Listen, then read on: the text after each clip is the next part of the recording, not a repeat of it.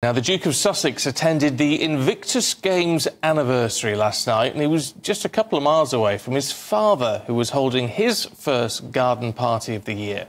Well, during the Duke's whistle-stop tour of the UK, the King reportedly won't meet his son due to a busy schedule. That's not to say Harry isn't being supported by family members, but it's the other side, his mother's relatives, who were in attendance at yesterday's Invictus service. Well, let's speak now to former royal correspondent for The Sun and the author, Charles Ray, who joins us now. Good to see you this morning, Charles.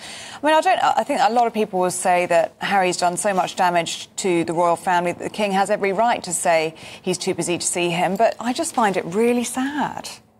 Well, good morning, Ellie. Good morning, Stephen. Of course, it's really sad. Nobody likes to see a family at war with each other, and certainly not on this scale. But the harsh reality is that Prince Harry has made his bed, and he's got to now lie in it.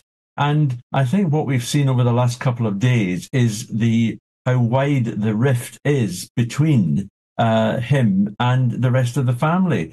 And he comes over here expecting to see his father. He has to put out a statement saying his dad can't see him because he's too busy.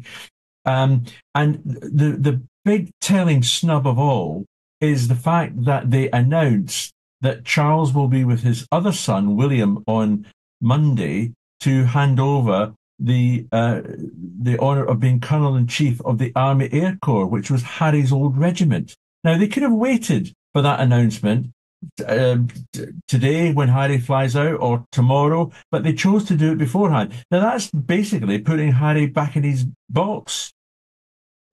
Yeah, but you can understand some people would cheer that on and go, well, great, he needs to be put back in his box. But in terms of actually ever having a reconciliation, which we're led to understand the King would like, this just sets it back, doesn't it? I'm not so sure that the King is quick to have a reconciliation with his son, to be perfectly honest. I mean, there is a question of trust for a start off. I mean, there are people like William and Camilla, the Queen, saying to Charles, look, you've got to be very careful with things that you say to him because they always end up in some American television show or programme, whatever else.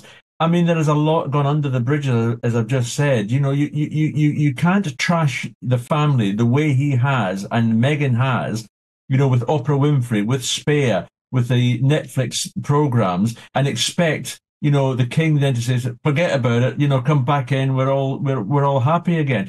I suspect though that Harry, I'm getting the feeling that Harry wants to have a better relationship with the family, but it may well be too late for that now. It is interesting to note, Charles, isn't it, that the Spencers were there yesterday at St Paul's. Yeah, Lord Spencer was there, as was his sister, Lady Jane Fellows. They were both at St Paul's. So he's got some relationship with, a good relationship, I understand, with the other side of the family as well, which was nice for him there. Look, what Harry has done for the Invictus Games, you cannot fault him. I'm full of praise for him, for his work, for his service to the country as a soldier and everything else. But it's the rest of the stuff that's the problem, not the fact that he's, in charge of or sorts out the Invictus Games or anything else. It's the rest of it is the problem. You're a sensible man, Charles. I mean, we never see Meghan now over in this country. Sure. How much of this do we think, this tension, has been caused by Meghan? I would say the best part of it, to be perfectly honest. I never believed that Meghan would ever set foot in this country again, and I still hold to that view. I don't see her coming here at all. Now, she's due to meet Harry in Nigeria when he flies out today, because they're going to go on a visit to Nigeria, where it will be Invictus Games based. But, Meghan, I'm afraid, I was a big supporter of Meghan when she first came into the royal family. I really thought she was a breath of fresh air. It was absolutely fantastic. And when you saw her and Harry in those early days together out on the streets, it was good old days of, everyone in the streets cheering, wanting to see her. She had everything. I mean, the fact that she was an actress, and the fact that she was a mixed race, it didn't matter at all. And I was very, very sad with the way things have turned out. And I'm afraid that all that lies at Meghan's doorstep.